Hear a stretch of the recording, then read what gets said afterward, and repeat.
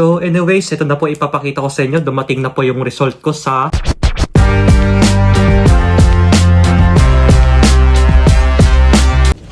Good morning guys, time check muna tayo. 7:25 na ng umaga. So medyo maaga nga pala tayo umalis ngayon dahil uulan nga maya maya.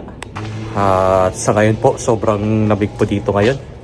So weather check muna po tayo. 14 degrees Celsius na dito. At ramdam na talaga yung lamig dito sa Japan. Wow! Ngayon. So ayun, papasok na tayo sa work.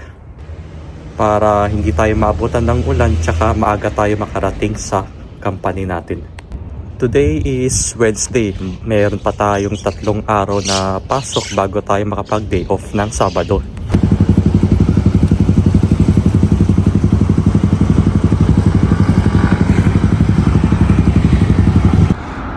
Medyo malapit na pala yung company namin dito guys. Konting diretso na po yan at liliko na lang tayo sa kaliwa. At magpapahinga muna tayo dito saglit. So bali mamaya may i-share ako sa inyo pagka uwi ko ng bahay. Mukhang uwi naman kasi ako ng maaga mamaya. I-share ko po sa inyo tungkol yun sa medical check-up namin sa company namin. Para makita nyo na din po yung results ng check-up namin twice a year. So yung last na check-up ko po ay nung April pa eh. April tapos ngayon October po meron. Bale twice a year kaming merong medical check-up dito sa amin. Dahil required po sa amin na mag-undergo kami ng mga medical check-up para malaman po nila kung may mga sakit kami or may nararamdaman kami or wala.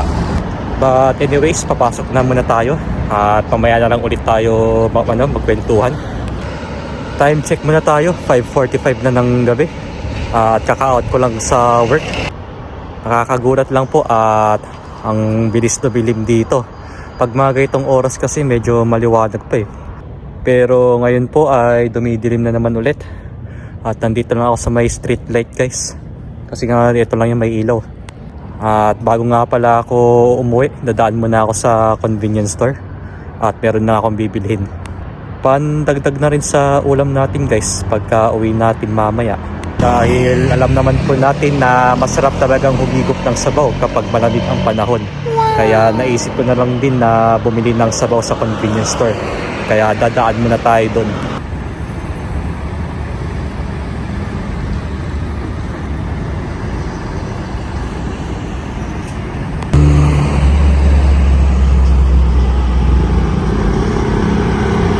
So nandito na pala ako sa Family Mart ngayon at dadaan na tayo dito.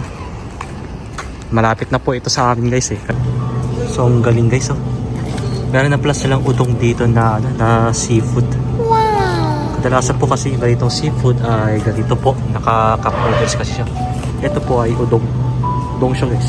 Pero subukan natin siya tikman.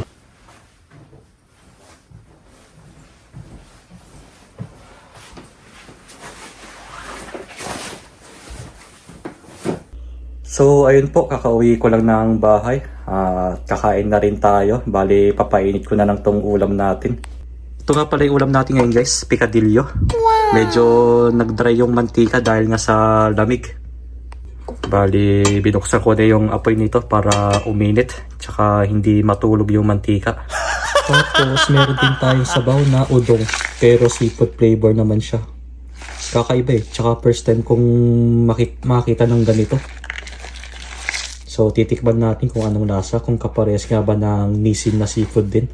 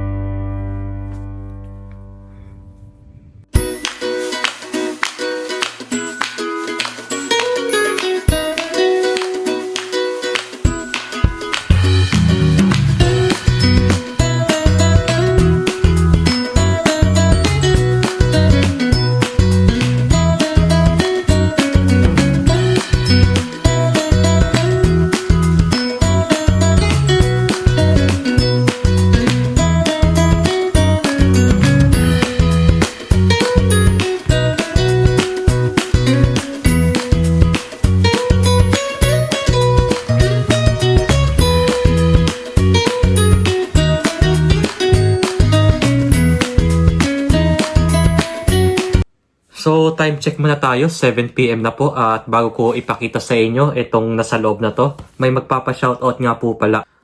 Ayun po, shoutout na rin po kay Sir Gilbert Retiro.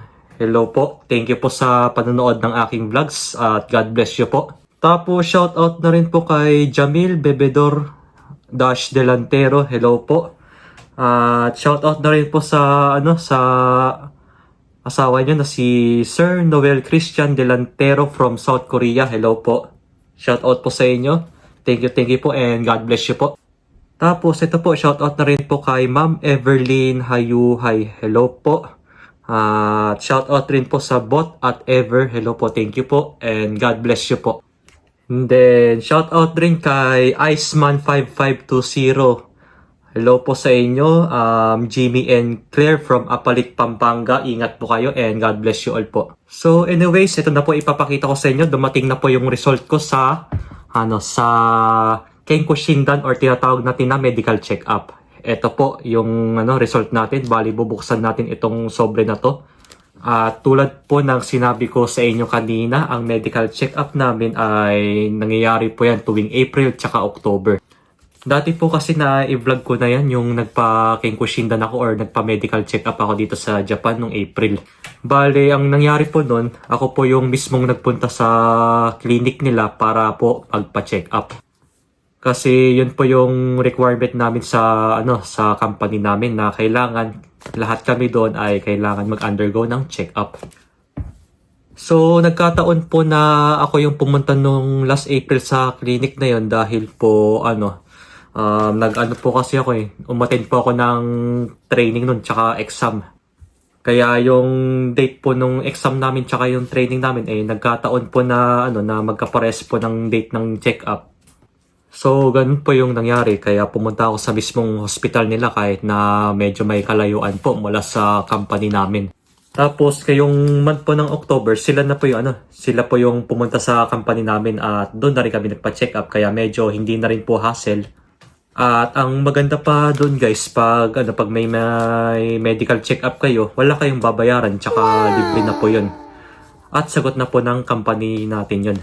Anyways, bubuksan na po natin itong result na natanggap natin mula sa clinic na pinag-ano natin.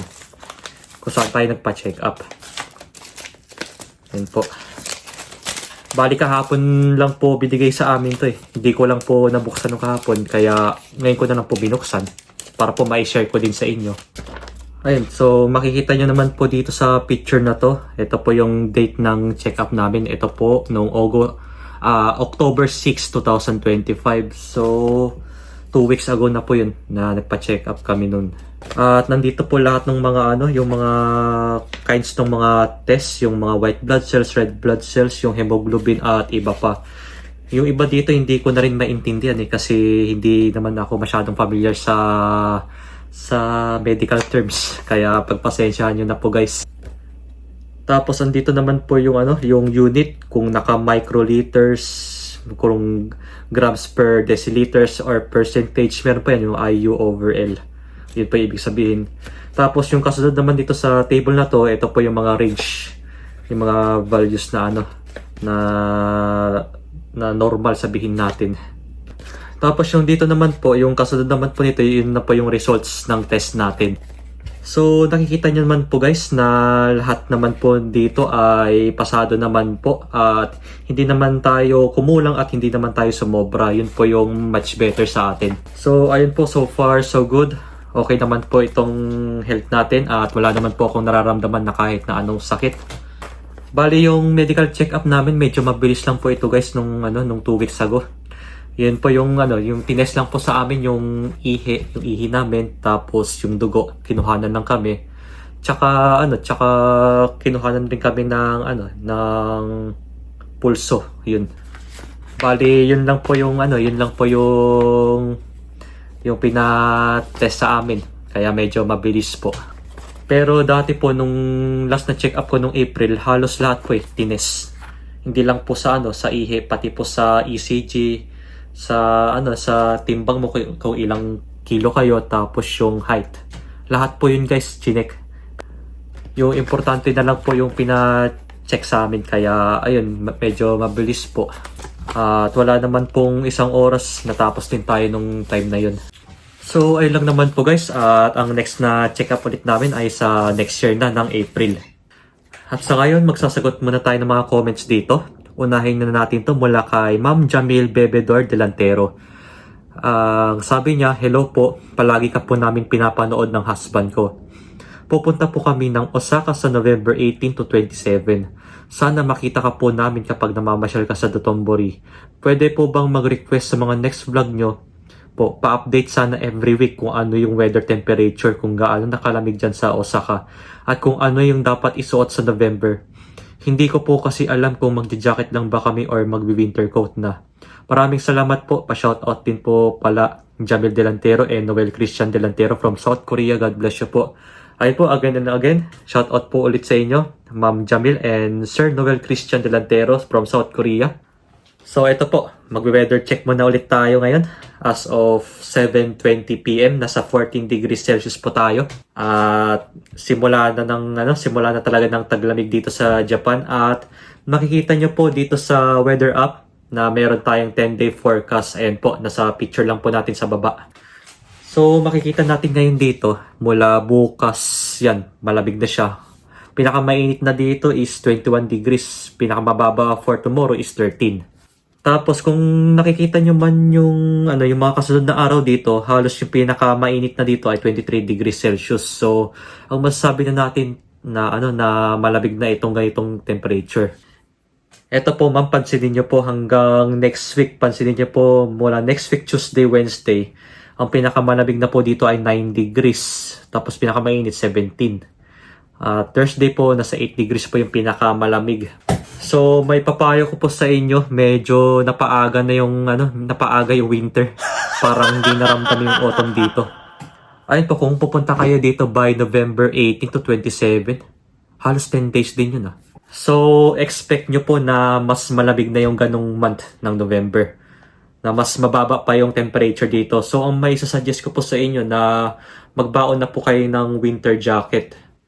Dahil alam niyo po na pagdating ng November, December, yun na po talaga yung ramdam na po yung sobrang lamig.